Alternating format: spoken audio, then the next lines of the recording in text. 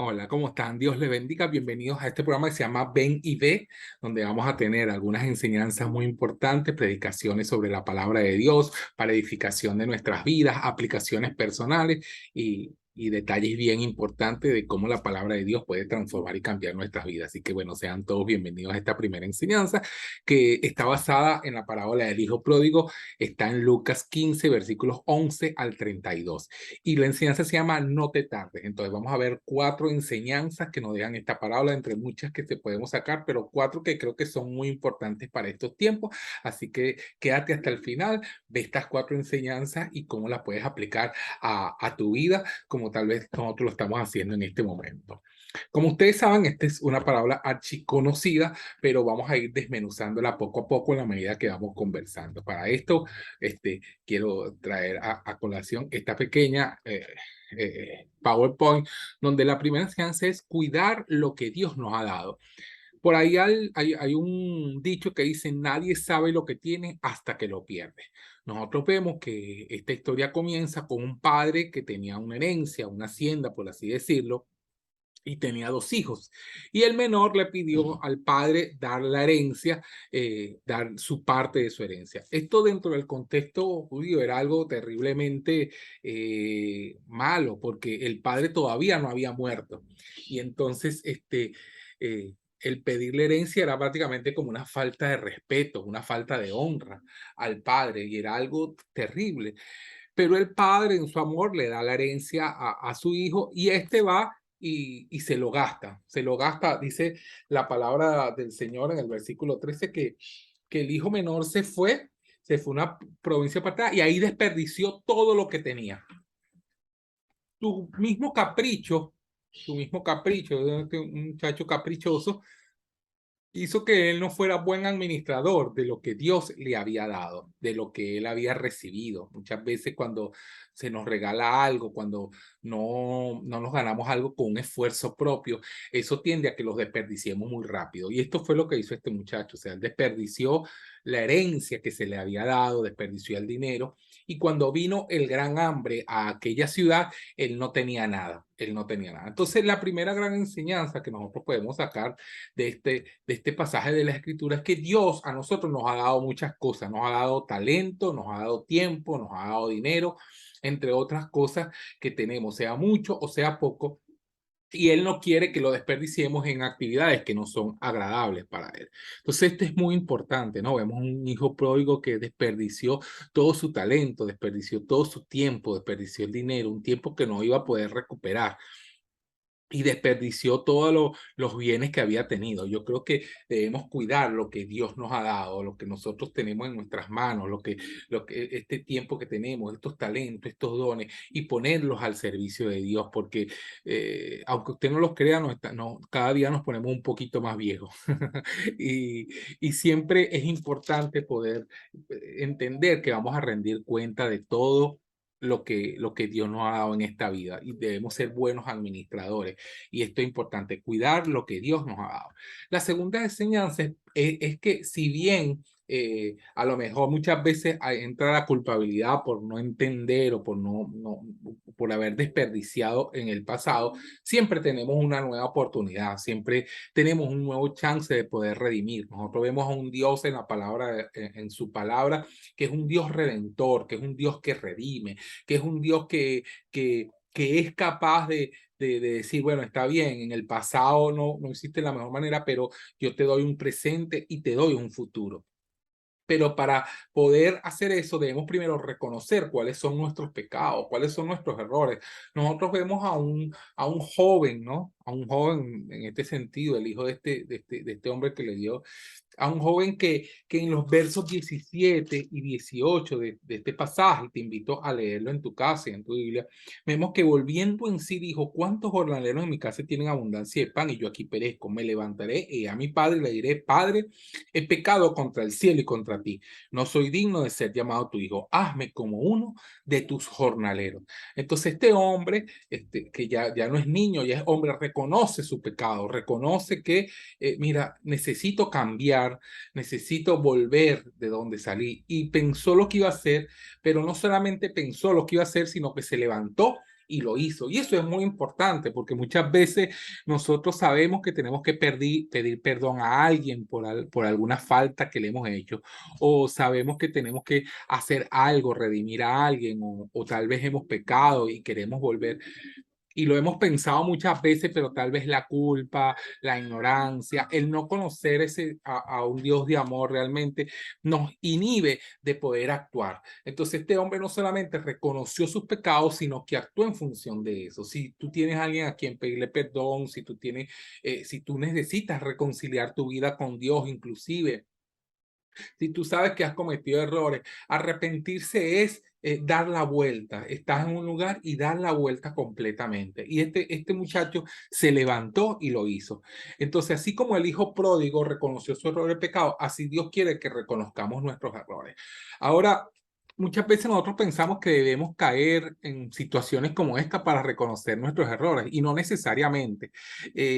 La vida cristiana, la vida del creyente, una vida que agrada a Dios, es una vida de redención constantemente. No es por mi culpa, por mi culpa, pero sí es una vida de reconocer constantemente porque siempre estamos fallando, siempre. Entonces, constantemente tenemos que revisar las motivaciones de nuestro corazón y constantemente debemos pedirle al Espíritu Santo que entre a nosotros, que nos ayude, como decía David en el Salmo, profundiza en lo más hondo de mi corazón y ve si hay camino de perversidad en mí.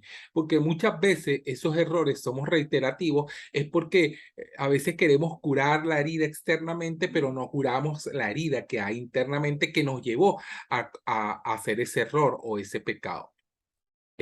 Yo recuerdo alguna vez a un muchacho que le operaron de peritonitis y cuando lo operan de peritonitis, las enfermeras le comenzaron después de la operación, le empezaron a sanar la herida por fuera, pero no se la sanaban, no le quitaban la infección por dentro.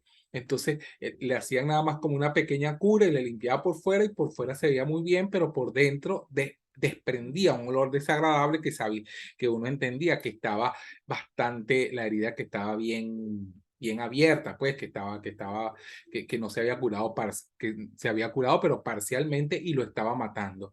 Y muchas veces nosotros tenemos una herida externa que la limpiamos por fuera sin querer, pero no revisamos lo profundo de nuestro corazón y ver qué nos motivó a cometer estos errores, estas pérdidas. Entonces, es como el hijo pródigo reconoció su pecado, diariamente nosotros venir delante del Señor y reconocer nuestros pecados y decirle, Señor, aquí estoy delante de tu presencia, ayúdame a reconocer los errores. Finalmente, la tercera enseñanza que nos deja esta historia hermosa es confiar en el amor de Dios. Cuando nosotros leemos del verso 20 al 24, vemos que este muchacho se levantó y fue a donde su padre, ¿no?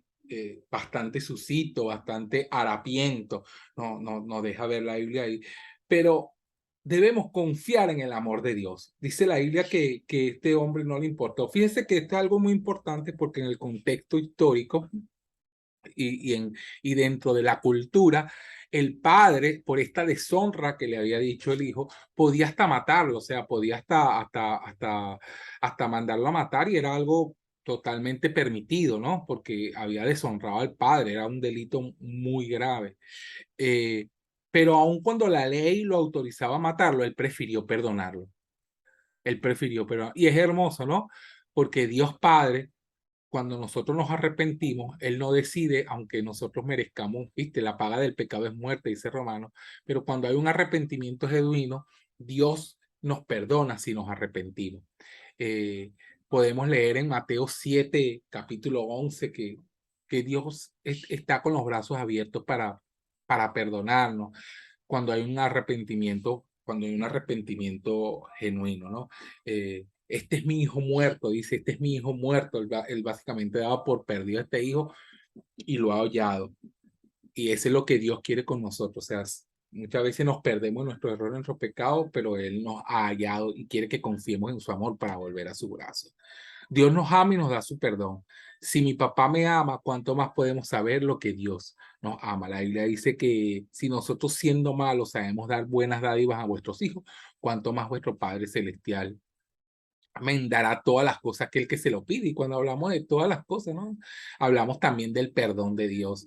Entonces, confiar en ese amor del Señor. Y la cuarta enseñanza que podemos sacar sí es renunciar al orgullo. Mire, el hijo mayor de esta historia es algo bien significativo. ¿Por qué? Porque él ve al padre sufriendo y no hace nada por ir a buscar a su hermano menor.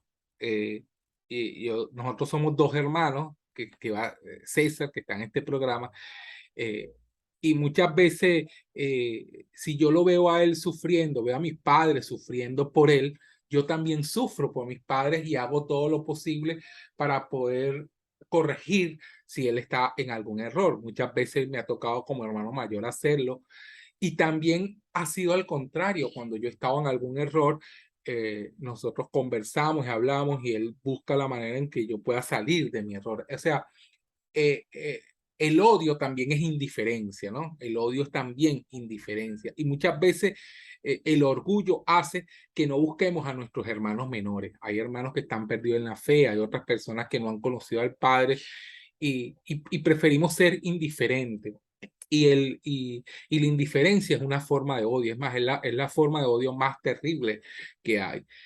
El hijo mayor, nosotros vemos en esta historia de los versículos 25 al 32, que él hacía las cosas por orgullo, pero realmente no había un amor por su padre. Él hacía las cosas porque era la norma, pero le faltaba ese amor por el padre.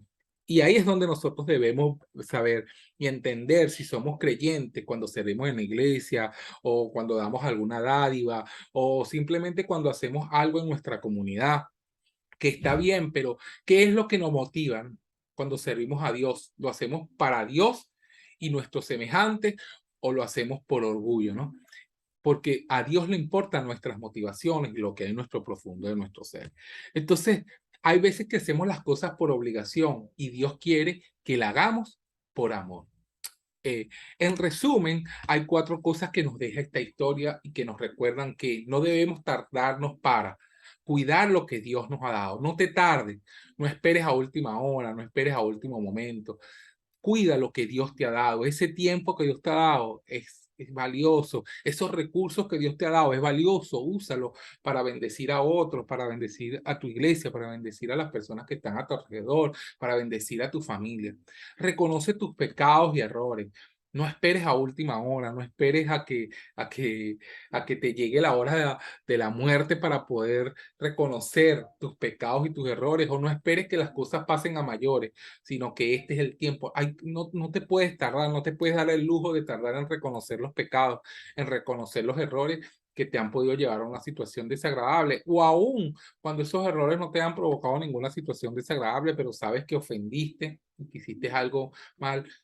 Reconoce tus pecados y errores. Confía en el amor de Dios. Yo creo que una de las cosas que más que no debemos tardar es en confiar en el amor de Dios para regresar a sus pasos, a su presencia.